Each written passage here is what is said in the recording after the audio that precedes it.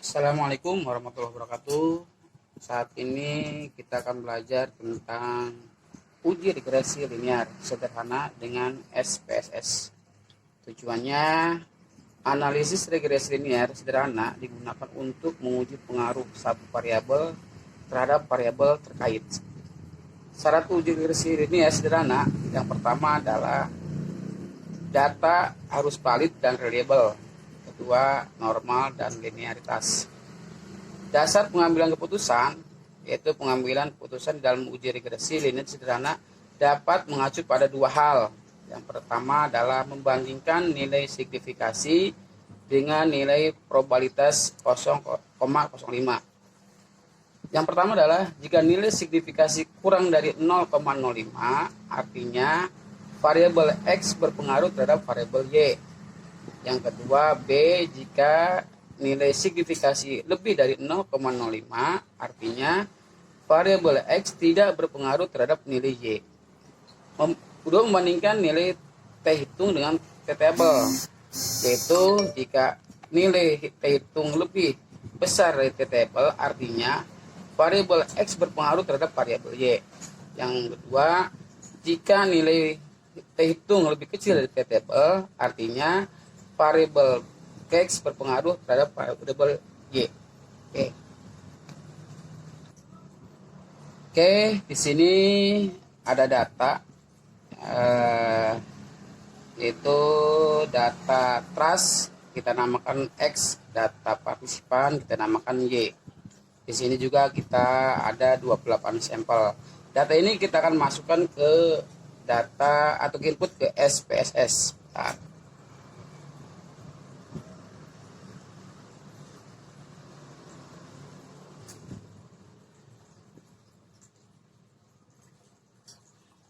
Oke, di sini ada data view, data variable view. Di sini kita ketik X, ya.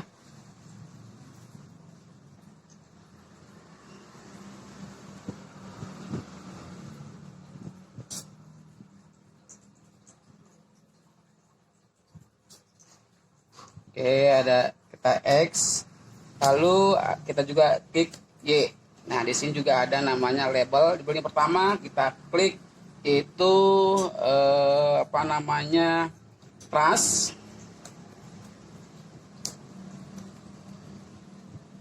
Nah, yang kedua di sini ada partisipan.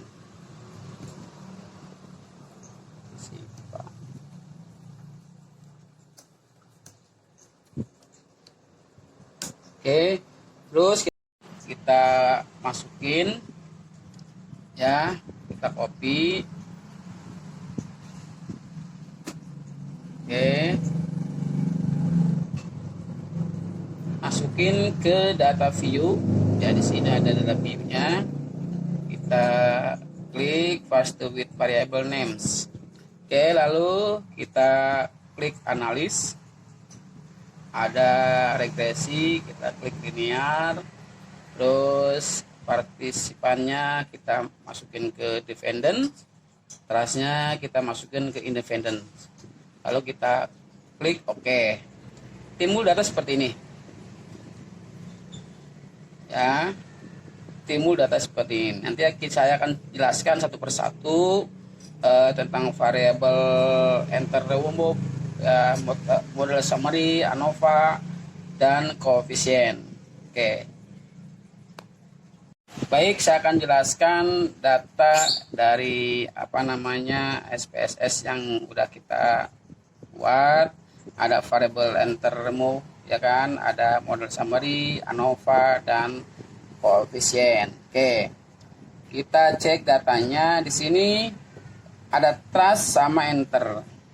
Di output bagian pertama, tabel ini dapat menjelaskan tentang variabel yang dimasukkan serta metode yang digunakan.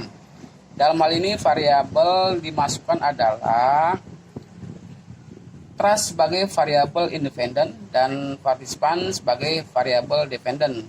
Dan metode yang digunakan adalah metode enter. Nah, ini ada model. Oke, ini ada model summary, ya, kedua.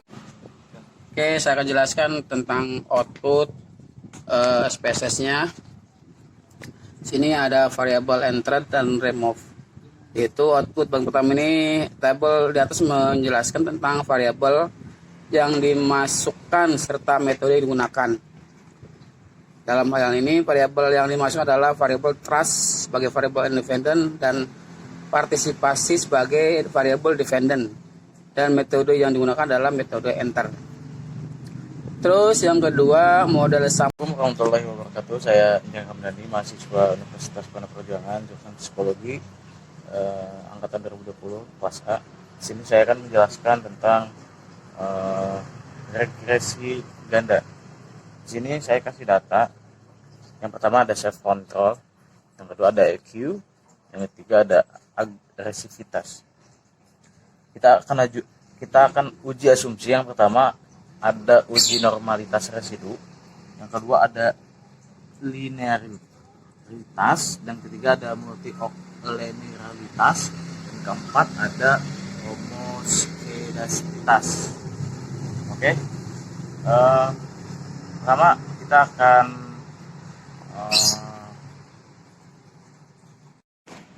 baik, saya akan copy paste untuk masukkan ke PSS. Pertama-tama saya akan copy dulu.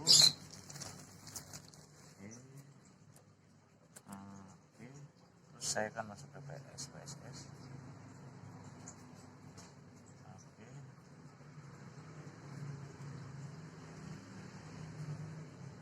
Agak loading sedikit.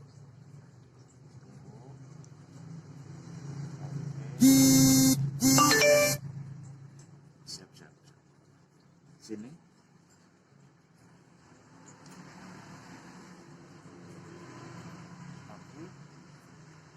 Saya akan copy paste name. Baik, di sini. Oke, saya akan copy paste dan saya akan masuk ke SPSS. Oke, saya copy dulu. Nah, saya masuk ke SPSS. Oke, sedikit bersabar karena loading. Oke, dan muncul seperti ini.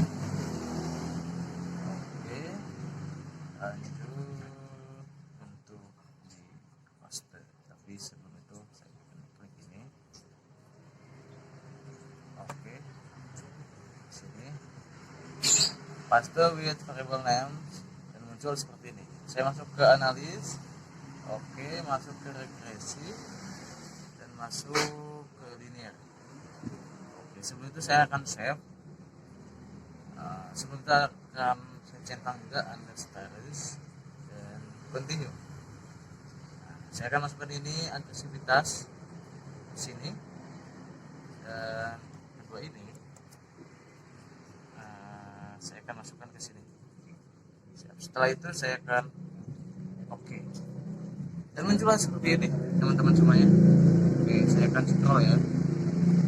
Saya akan scroll ke atas dulu. Nah, lalu ke bawah. Dan hasilnya seperti ini. Oke. Sip. Kita pindahkan dulu data dari Excel-nya ke SPSS-nya, lalu klik analisis, pilih compartments, pilih parent sample t-test, lalu muncul untuk penempatan variabel 1 dan variabel 2, lalu klik OK. Selanjutnya sudah muncul hasil dari t-testnya. Ini ada parent sampelnya pada mens pada variabel 1 hasilnya 58,7083, variabel 2 nya 58,500500, jumlahnya 120 dan variabel 2 pun sama 120, dan standard deviation-nya ini ada 4,98973 dan variabel 2 4,66319. Selanjutnya variabel paired sample correlation-nya pada variabel 1 dan 2 hasilnya 120, correlation-nya hasilnya 104. Yang terakhir ada varied sample t-testnya. Dari variabel 1 dan 2, meansnya adalah 65833 dan standar deviasinya ada 6,46711.